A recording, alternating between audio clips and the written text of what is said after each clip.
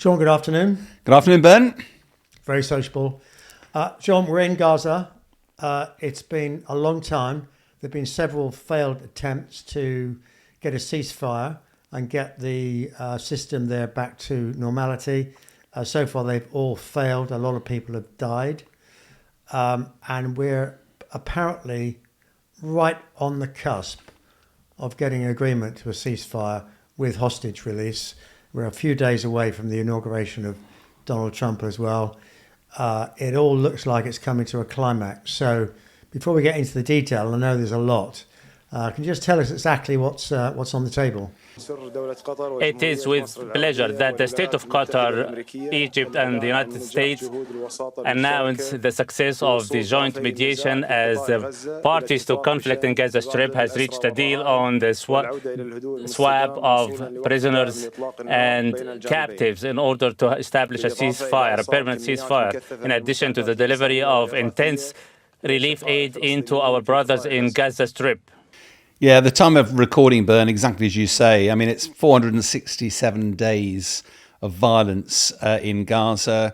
And although this had been a false dawn, it's been a long time coming, the announcement was that there would be finally a ceasefire brokered by the Qataris, and it's Egypt, Qatar, Israel and Hamas have all been negotiating hard. As you say, we can get into the details. I think the big handfuls isn't designed to start until Sunday. As we record here on the Thursday, therefore, it's a few days to come. And we understand overnight there was still Israeli bombing going on. I understand there were at least 32 Palestinians killed overnight, and the body count continues to rise. So even though there's been these announcements, we understand that Benjamin Netanyahu, the Israeli Prime Minister, has not actually put it to his defense cabinet to actually vote on it, because he claims that Hamas are changing the deal last minute. So it's still not entirely clear whether this will be implemented. And of course, it's slightly more complicated than just a simple ceasefire. And it appears we've got Biden's people over there involved. We've also got Trump's people over there. Politically, that must be quite tricky. Yeah, I mean, you and I have discussed before. I don't think it's coincidence. I never like coincidences that this is coming to an end potentially just on the eve of President Trump's inauguration. On the 20th. We said I bet Biden's determined to get it over the line before he leaves office. Trump will be determined. He said if the hostages aren't released by the time he's inaugurated, there will be hell to pay in the region. So there's a lot of rhetoric around this. When the announcement was made, it looked like both Trump and Biden had been working together. I struggle to believe that myself. And subsequently, Trump has claimed all the credit for getting it over the line. Biden said, look, this is the same plan we put forward 8 months ago. We've just had to work our way towards this. The truth we'll probably never know. And actually, in a way, I don't think it really matters. What matters is, can you get a deal over the line? And fundamentally, what the problem I've always had with this is that ceasefires traditionally work when both sides are at a stalemate and just want to talk and stop the fighting, or one side or the other has prevailed and won. And when you look at the situation on the ground at the moment, Israel hasn't defeated Hamas. And from a Hamas perspective, they haven't prevailed over Israel. So there is a unfinished business still in the air. So it feels like this deal, whatever it is, must in some way have been imposed or at least encouraged by the Americans. And that, unfortunately, doesn't bode well for its longevity. Okay, I mean, I think you've just exposed a whole load of issues and many, political ones. Just talk us through what the deal looks like in terms of its phasing, because it's not all at once, is it? It's not, no. So first of all, as you say, it's phase one of the deal. It's meant to be about 6 weeks long of a ceasefire. We understand that Hamas has agreed to release 33 hostages. We understand that is men over 50, all the women and all the children. We don't know if they're just the live ones or a combination of those alive and dead. And just to remind people, there are just under 100 hostages believed to still be held. About a third of those, we understand, are dead. We understand the International Committee of the Red Cross is likely to be a facilitator. They did this before. What is Hamas going to get in return? Well, we understand that for every Israeli prisoner released, 30 Palestinian prisoners will be released. And for every Israeli female military person released, 50 Palestinian prisoners will be released. So there's about 1,600 or so Palestinian prisoners that are expected to release. In return of that, Israel will pull out the heavily populated areas of Gaza towards the sort of buffer zone on the east. And most importantly, I suspect 600 aid trucks a day are lining up to go in. That's exactly the number that used to be sort of what was required to sustain Gaza before this conflict happened. That they then talk about in this 6-week period a managed return of 2 million displaced people to their homes. But I've seen various stats that well over 90% of the buildings in Gaza don't exist anymore. So I'm not entirely sure what that looks like. That is the framework. We understand at the moment, as we speak, that one of the things that Benjamin Netanyahu is unhappy about is that the Palestinians have said, or the Hamas has said, we are going to name the prisoners that come out. And some of those are apparently mass murderers. They are multi-murderers. And Israel said, we can't release those. And that apparently is one of the points of friction. So we'll have to wait and see. Yeah, very interesting. So I've got a couple of scenarios which might indicate, what's going on. It's just an opinion, but the politics of this, in the end, I think, tend to dominate. So here's the first one, that Hamas realise it is getting to the end. They, as you said, they've not been wiped out. Therefore, they still exist. They're a much diminished, but they're a force still in Gaza.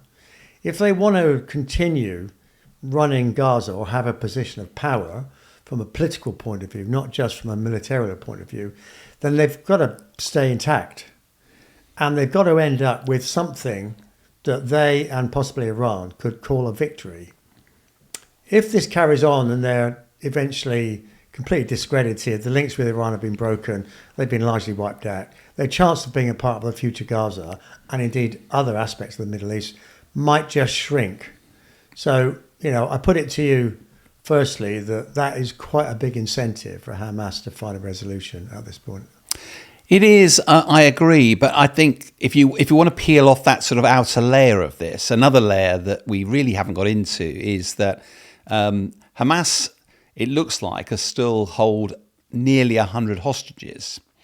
Now, Gaza isn't the biggest place in the world, and over the course of the last 467 days, Hamas has been beaten into. There are significantly smaller areas that Hamas can seek sanctuary at the moment. And therefore, managing nearly 100 hostages is actually going to be a hell of a burden.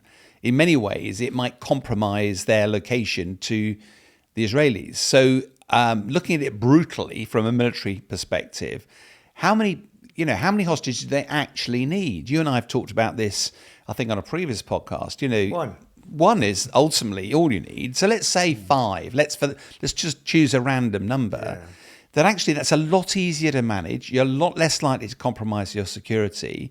And therefore, if you can negotiate getting your hands off 95 hostages and simply settle on 5, that might actually suit you strategically to do that. And it might also secure a lot of prisoners to be released. So again, if you were to give up all of the hostages, you lose all your negotiating position, which is something Hamas won't want to do.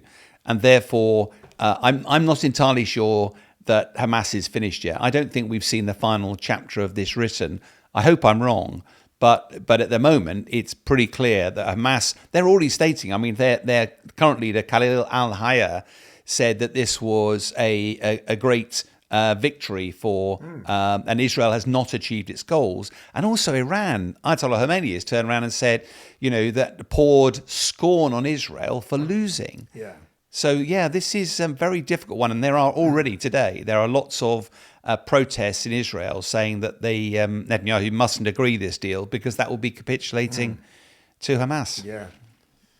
Well, I guess one aspect of this, and to quote you many times, the new commander-in-chief is Donald Trump. What is his intent? It's a favourite and much admired line of yours. The question is, how much do they actually believe that all hell would break loose on the 20th? He's made threats in the past, remember, in Syria, and he actually carried them out. So, I don't know. I think the combination of Iran, who still have ambitions for a power play in the Middle East, and Hamas, who clearly want to survive from a political point of view, it must be tricky for them to work out what the balance against the different aspects of the negotiation, but also the forces at play. We'll come on to another one in a second. That must be, I'm not going to feel sorry for them, but that must be quite tricky. No, I think you're right. But I think what's interesting, Biden was talking a bit about this because he said, actually, the plan was put on the table 8 months ago. So a lot of the press has said, so why is it now that it's suddenly materialized? Now, one of those things, as you suggest, is that, Trump's coming in and there's a different game in town, different boss, and therefore potentially slightly more unpredictable. But it's also worth recognizing over the last 8 months, this has not been good for Hamas. They've been brutally downgraded. They've got a significant proportion of their military capability and their people have been lost. In addition, Iran has received a hell of a bloody nose, particularly Hezbollah, all those pages and all that sort of stuff. So Israel has actually dominated a lot of the fighting across the Middle East. And of course, this has all probably led to the downfall in Syria, the problems of Syria, because Hezbollah was no longer able to help. So grand strategically, Israel has actually achieved a lot of objectives with this and has reformed the landscape. And if you were Iran, you'd probably want to call a halt now, because if not, Israel might be coming after Iran. This whole nuclear question about this existential threat, it feels like Iran is on a bit of a back foot at the moment. It will recognize that. It's not stupid. And therefore, almost certainly at the moment, they're going, we need to get a deal. Otherwise, it'll give Israel the license to come after Iran. Yeah. I think that's a very good point, because Iran will want to see some continuance of political power in Gaza, which they will get if Hamas survives in the politics of running a future Gaza. There'll need to be international cooperation for that to happen. But there are other players in the wings. We'll come on to Fatah in a minute, but Fatah and Iran are not friends. So the last thing Iran will want is a devastation of Hamas. Up comes a new, or existing, but new in a sense of power in Gaza to take over, and they're not a friend of Iran. That cuts off one of their tentacles. No, I agree. But it's worth also, because the part of this is that we've only actually talked about phase 1 of this ceasefire deal, which is, it might be the only one that actually Hamas is remotely interested, just because it offloads some of the hostages. Phase 2, which doesn't even start the negotiation for phase 2 until day 16 of phase 1. So this is subject to further discussion. Now, that's meant to be looking at a permanent end hostilities, the release of all the remaining hostages, and allegedly Israel withdrawing completely from Gaza. Now, in the past, Prime Minister Netanyahu said that he's not leaving Hamas to regenerate again. He's always talked about having some form of security force in there. I've banged on long and hard as a military guy. Military action is only there to achieve a political end state. What is that end state? What is it that Netanyahu sees? Now we're on the cusp of that. What does it look like? Is the international community going to be involved? Is the Palestinian Authority going to be involved? How is Israel going to guarantee, at least to its own people, that they're not going to have a rinse and repeat of this whole thing in another decade's time? So there's a lot of things. And then you get to phase 3, which is the whole reconstruction phase of this, and potentially a return of any more of the dead bodies that haven't been released before then. But I think we've got to be careful not to get ahead of ourselves here, because this isn't the end of the war. It's clear there's raw nerves everywhere around this. I'm a bit cynical about the timing, because both you and I, this is not coincidence. This has happened with the American influence as well. Well, can I raise one more little thing that's spinning around in my head, which is to the average guy like me, one hostage for 30 and then one hostage for 50 seems pretty extreme. It's like, why would anybody agree to that? And I got thinking, well, what have Israel got to lose? And one of the things that will have been going on whilst these individuals have been in captive is their fingerprints will have been taken, their DNA will have been taken, there'll be detailed digital facial recognition. These people will stand out in a crowd. So if they move an inch from a military perspective in any sort of terrorist act, then they will be very, very easy to identify. Therefore, there will be evidence immediately on the table that there's a continuance of terrorism from Hamas or that part of the world, and that evidence will be used. So if somebody said to me, Israel is playing another dangerous game here, I'd believe them. It is fascinating, isn't it? I'm less concerned because I think, remember Yahya Sinwar, who was the boss of Hamas. He'd spent years incarcerated by the Israelis. They had every bit of DNA on him and everything. It didn't stop him from running Hamas and being probably the architect of a lot of what happened on the 7th of October and the preparations. The problem here is that there is visceral hatred between the Israelis and Hamas, potentially the Palestinians as well. You're not going to suddenly solve that overnight. If it's true that up to 50,000 Palestinians, some of them Hamas, some of them not, have lost their lives. If it's true that 2 million were displaced, if it's true that over 90% of the buildings, the homes have been destroyed, that will leave a legacy of hatred for generations to come.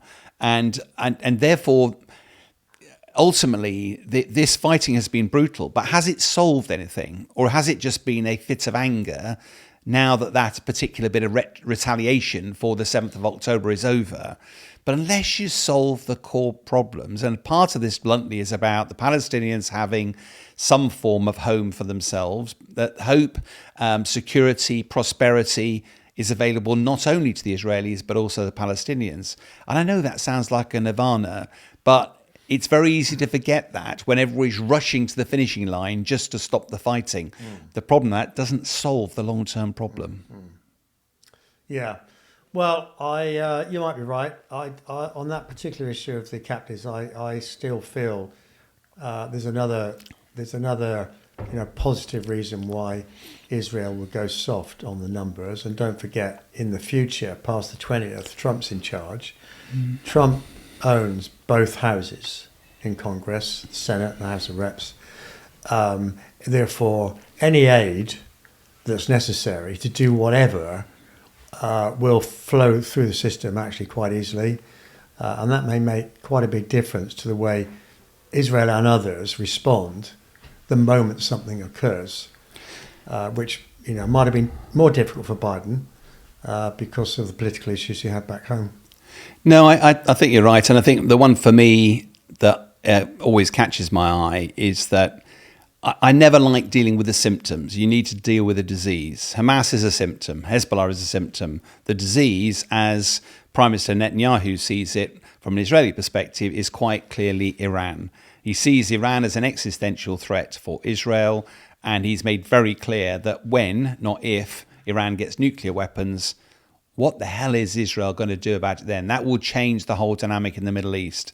And I'm pretty confident that will be a conversation that he and Trump will be having regularly. And as you and I have discussed, if Israel doesn't take action against that threat, it will materialize, and I can't help feeling that they'll regret not doing anything about it now. So I wouldn't be at all surprised if that will be a key focus of a negotiation between Trump and Netanyahu as to what do we do about Iran's fledgling nuclear capability. And I'd be surprised if we don't see something on that in the Trump presidency. John, Fatah are the ruling party in the Palestinian Authority. This was set up in the Oslo Accord. The Fatah go right back to the end of the 50s, around 1960, set up by the PLO. They're effectively a political unit, weak in Gaza, much stronger on the West Bank. They lost out to Hamas. So there's a lot in this politically. However, they've just broken ranks. And I'll actually read out what they said, but they basically made an unprecedented announcement that the attacks on the 7th of October have been disastrous for the Palestinian people. And they accused Hamas directly of aligning themselves with Iran and triggering the largest destruction that Gaza has faced in recent history. And they condemned them for using humans as shields, resulting in catastrophic casualties and destruction of the health and education systems. This is pretty bad. And I'd like your take on it. And I guess we'll get underneath what they're trying to do. But my first question has got to be timing. Yeah, it's fascinating, isn't it? Because, as you say, you'd sort of imagine that the pro-Palestinian groups will all be massed together on this. And I don't want to get into the politics of the region. The more I get into it, the more I realise I don't know about it. But it is worth pointing out that Mahmoud Abbas, who is the president of the Palestinian Authority, not well known for being very effective in across in the West Bank, but he also chairs Fatah. And as a result, these sorts of language is very interesting. Now, part of, in the West, we've talked about, did Hamas really expect Israel to go so hard and heavy as a result of those 7th of October attacks? And if they had, would they have done it? And there are lots of, if you remember conversations last year that Yahya Sinwar apparently, when interviewed, said, I just didn't expect them to go so hard and heavy. So in a way, if you were Palestinian people, away from all the rhetoric, you'd be going, this wasn't a very smart move. I know we elected Hamas in, okay, it was nearly 20 years ago now, but actually that's not the way to go. And if you can isolate Hamas, whether it's Fatah doing that or whether it's the international community, then in a way, I think you start to cleanse the Palestinian people from the influence of Iran. But I was fascinated by this take because I fully expected Fatah to sort of wheel in behind the Palestinian people and against Israel, but that's not what this statement says.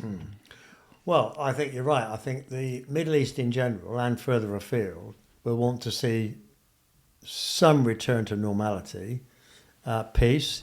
The only way you can do that is to re-establish a political system which isn't driven by military ambitions. And if you're Fatah, one of the ways you can do that is to dissolve Hamas in terms of public opinion, and then you then position yourself as a more conciliatory, peaceful organisation. How do you do that? Well, you violently attack the military nature of the Hamas part in this whole program, and you're not just appealing to your local audience, you're appealing to an international audience as well. I agree. There's a bit of a power vacuum here going on, isn't there? And I think, if Hamas is on its last legs, and that's a big if, because neither of us know just how many are left and what sort of organisations left. But if you can isolate Hamas as a tool of Iran and identify that actually the Palestinian people have paid a huge price for Iranian interference in trying to get rid of Israel, then the prospect is Fatah could fill that void.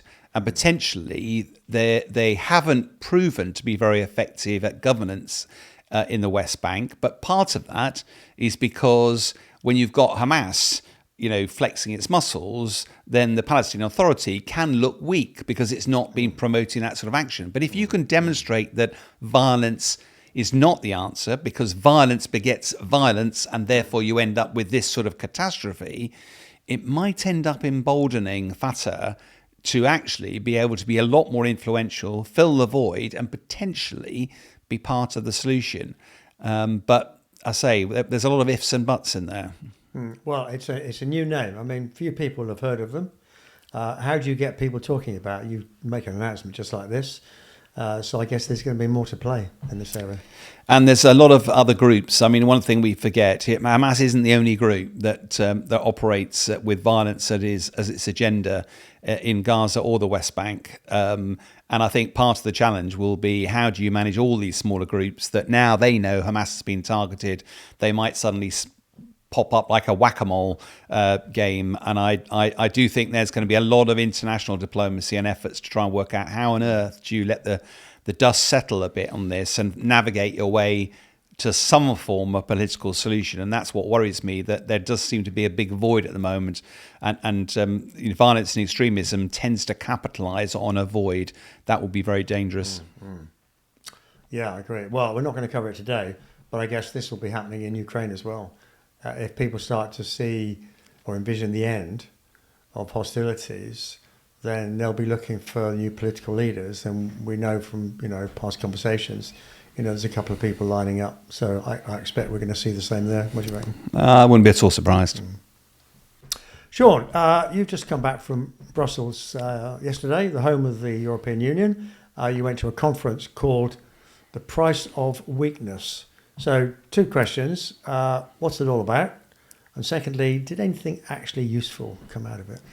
Ooh, I'll come back to that second one. Remind me if I avoid that one. I'll bet you will. This was the price of weakness. Basically, it was looking at what's the European response for Ukraine, particularly if on the 20th of January and beyond, President Trump does look to abandon Ukraine, does look to undermine NATO, does look to focus on China rather than Russia, and use that as an excuse to say to Europe, no, step up to the plate. This is your challenge. And I think, so I was on a panel at the EU yesterday. A load of MEPs were there listening as part of this debate. What was fascinating, though, that there are only 10 MEPs, which apparently is quite a good number for these little conferences. But it was all Estonia, Lithuania, Latvia, Poland. It was not Italy. Now, why do I choose those? It's because Italy has still failed to achieve 2% of its GDP on defence spending, whereas Lithuania, Latvia, the old Baltic states, and Poland are feeling the heat of Russia's invasion. They are investing money, and they're sort of going, how on earth do we protect ourselves? Because bluntly, for them, this is a war of national survival. They see an existential threat from Russia, and they're worried that some of these institutions, like the EU, we've discussed the ICC, the ICJ, they don't seem to be strengthening by the day. They seem to be weakening. And therefore, part of this was a conversation about, has the West done just enough up till now? And a lovely statistic which was thrown around that said, since the start of the war, NATO, with all the countries and all the massive wealth available, has not generated as many weapons as Russia has since the start of the war. In other words, we're not really taking it seriously. And I think it just exposed the dichotomy in the European Union that despite lots of efforts to make it a single voice, in reality, it is a bunch of different countries, all with their own agendas, all with their own leadership ideas, that we may have alignment on some things, but it's very difficult for that organisation to speak with a unified voice, particularly when it doesn't feel the threat the same way as other parts of the EU does. Well, I watched a live of Trump yesterday or the day before, and he was pressed on what will you do if people don't, stump up the money for their defence programmes in the way that you're demanding. And he just said, well, I'm going to tell them you won't get my support. If you get into trouble, you'll be on your own. That's pretty tough talk. Well, it is, and it's slightly worse than that, I think, because there's a lot of discussion around the panel about how much people should be spending on defence. And very straight question asked to all the MEPs was, do you think it's reasonable for any country in Europe to be sitting within the umbrella of NATO but not paying their fair share?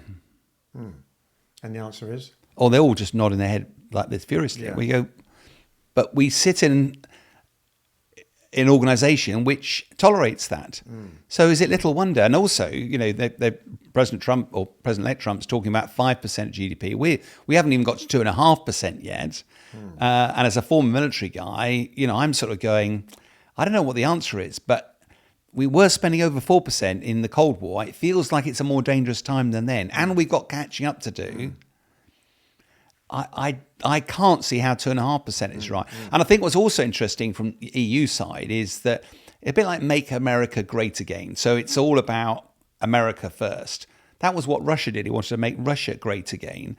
And for a lot of European countries that have their own agenda here, I think you can see them smelling the finishing tape of the war in Ukraine. And if that's true, they're already starting to talk to President Putin. They're already starting to open lines of communication so that they can be at the front of the queue to do deals, to look after their own nation, to generate, commercial opportunities. Yeah.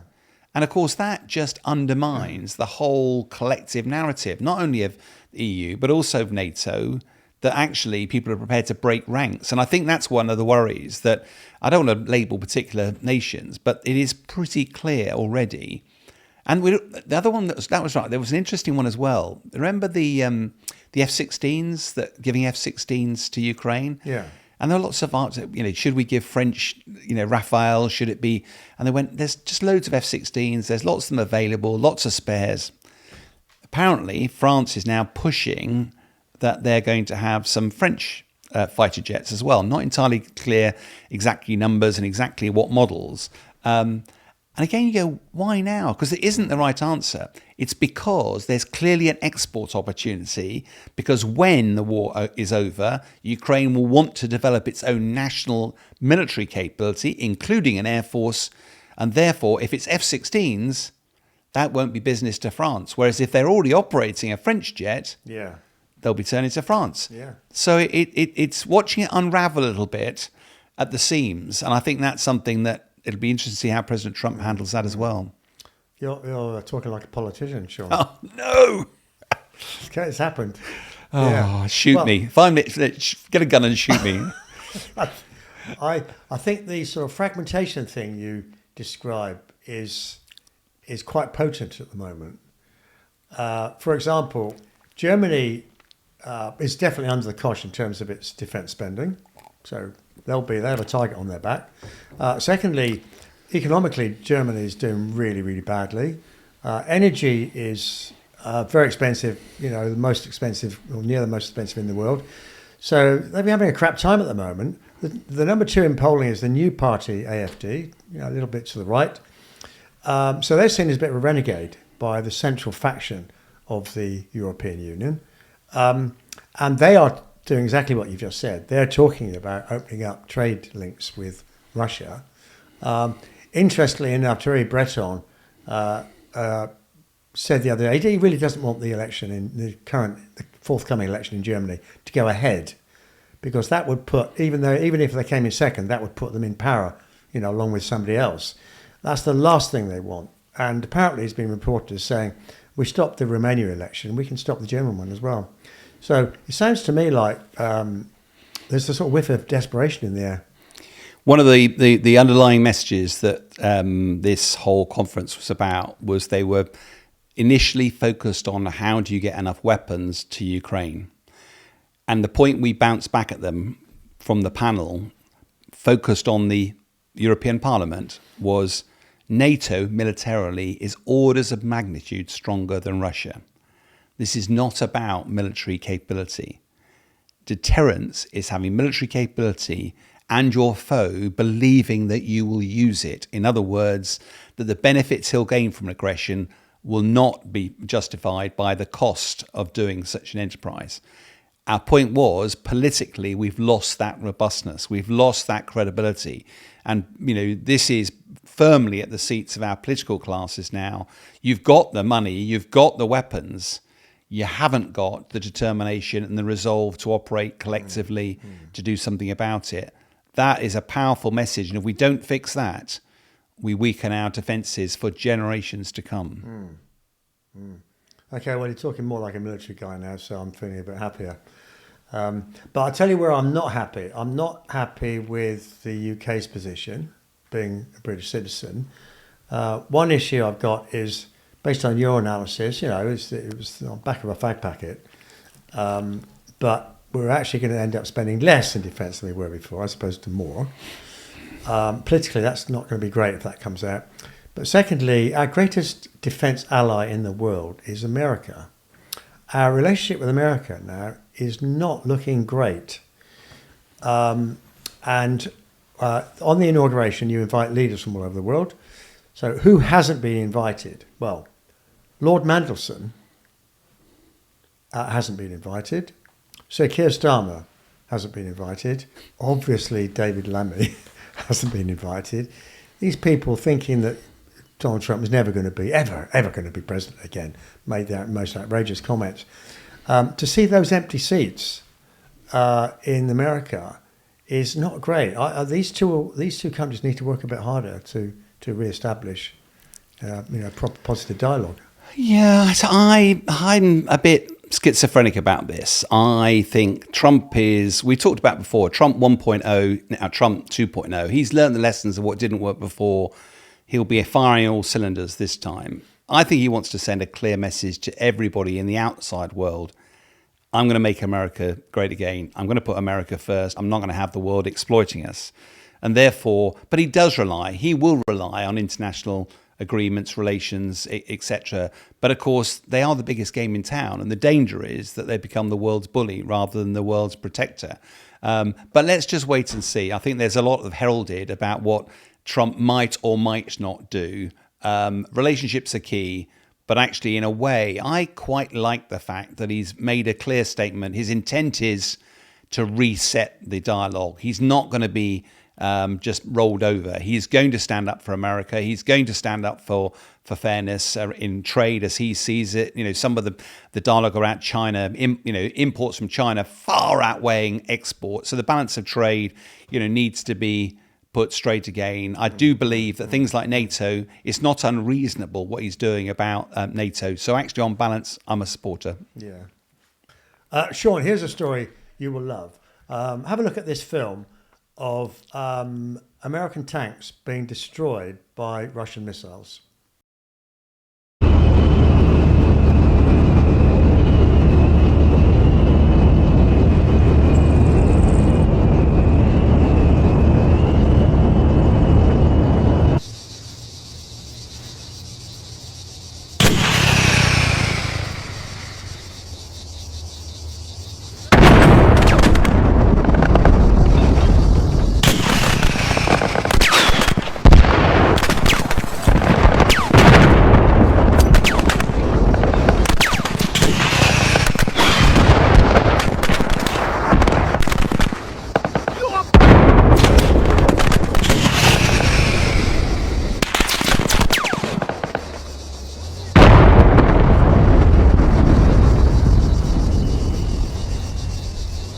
So the imagery here is beautiful, isn't it? They've obviously just come off a ship.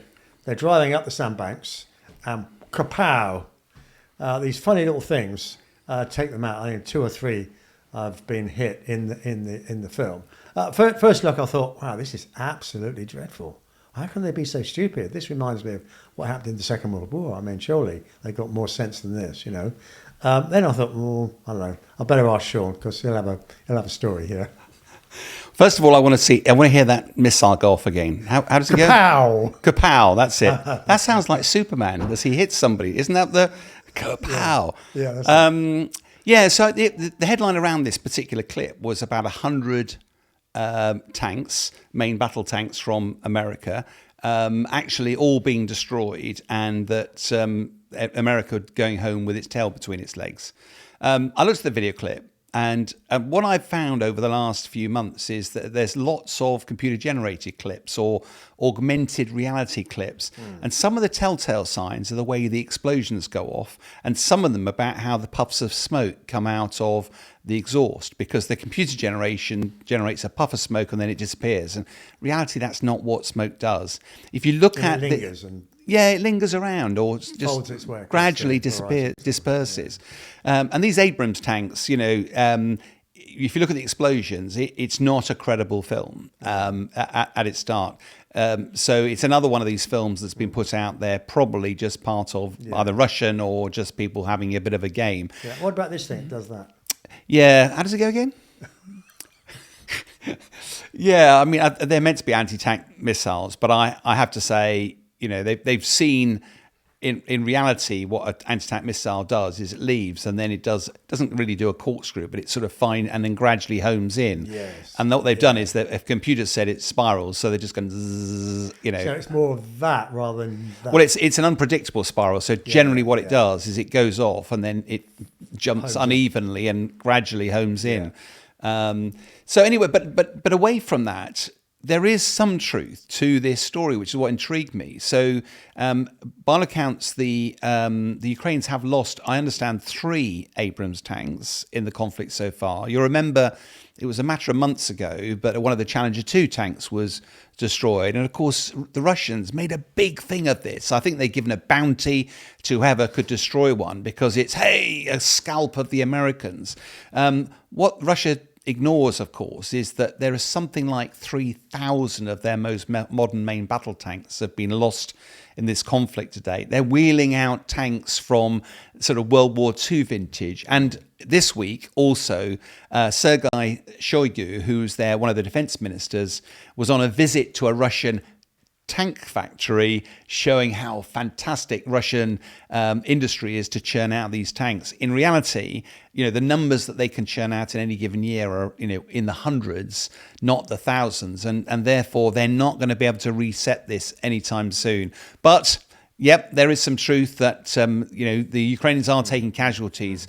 But my understanding is that the Western tanks are doing a lot better than any of the Russian ones are. Well, I guess this must be a guy in his attic just having a bit of fun, because had it been propaganda from the Russian machinery, they should have anticipated that there'd be a Sean Bell out there somewhere just to... Yeah, but as you know, I mean, one of the things that we do regularly here is we look at video clips and you go, hang on a minute, look at that, it's dreadful. And you go, hang on a minute, let's look at it through a lens. And I think the worry is that, yes, I've had 35 years of military experience. It doesn't make me an expert at looking at video clips. But if you do look at them carefully, you can start to pick out some themes. And I wonder how many people actually bother doing that and they believe the stories at face value. And that, I think, is a big worry. Sean, I picked up this film from the US. This is the candidacy program for Donald Trump's cabinet. Everybody has to go through Congress. They get grilled by both sides, all sides. And here's a film of Pete Hegseth being grilled. Answer. How many genders are there? Tough one. Senator, there are 2 genders. I know that well. I'm a she-he, so I'm on board. What is the diameter of the rifle round fired out of an M4A1 rifle? That's a 5.56. How many push-ups can you do? I did 5 sets of 47 this morning. What do you think our most important strategic base is in the Pacific? In the Pacific, Guam is pretty strategically significant. How many rounds of 5.56 can you fit into the magazine of an M4 rifle? Depends on the magazine, but standard issue is 30, Senator. So my question to you is: the Defense Secretary of the United States of America is the biggest defense job in the world. Is this the way to choose him? Well, one of the things that you and I both agree, I try and keep clear of politics, but I have to say, listening to this, one of the questions they were asking were how many bullets goes into a clip of various rifles or whatever, and Hegseth thought about it and said, yes, well, from my knowledge, it's this many. And I sort of went, is that really how we would interview our defence secretary? If I have a Secretary of State for Defence in the UK, do I want to know if he knows how many bullets go in a magazine, or do I want him to be able to make grand strategic decisions? Does he need to understand defence in the round, the different politics around this stuff? And it saddens me when actually it descends down to a bit of pantomime. Some of the questions just felt like pantomime questions that he'd clearly been given the question beforehand, he and therefore knew the answer, and therefore looked good because for some reason he understood about how rifles worked and how ammunition and everything worked. I just felt that was completely missing the point about what you actually want. By all means, grill him about his private life, grill him about his judgment, grill him about his experience to date to find out whether he's got the mettle or the experiences to make those difficult judgments. But some of the stuff that we saw on the media over the last few days, my heart sank. Well, they asked him how many press ups he'd done. I think he said, I've done 3 sets of 47 or something. It's on film. But, or maybe that bit didn't quite make the edit. But Sean, I'm sorry, but you're talking like a Brit. You're talking like a Brit. America loves this stuff. Well, but do they? Do they? I mean, and if they do, be careful what you wish for. I mean, as you said, this is the most powerful. It's a huge budget. I can't remember. You had some numbers, didn't you? So many $1 billion a year, but it's more than that. It's about making judgments about where the investment should be, about what are the rights and wrongs of where investment should be. The whole world looks at this role to sort of follow its lead. That's their first choice, and maybe they don't, but that's the first thing they look at. So, and it's about integrity, it's about judgment, it's about experience. None of this stuff at the moment is questioning. It was just, I don't think it was very edifying at all. I think it was maybe chuckle, but I thought, I'm very sad that this is what the most powerful nation in the world, this is how they select their defense secretary. Maybe it was just a very unkind clip of mine. A lot of other stuff, but I thought it's the sort of humour that I think we get from America occasionally. Certainly made us smile, didn't it? Yes.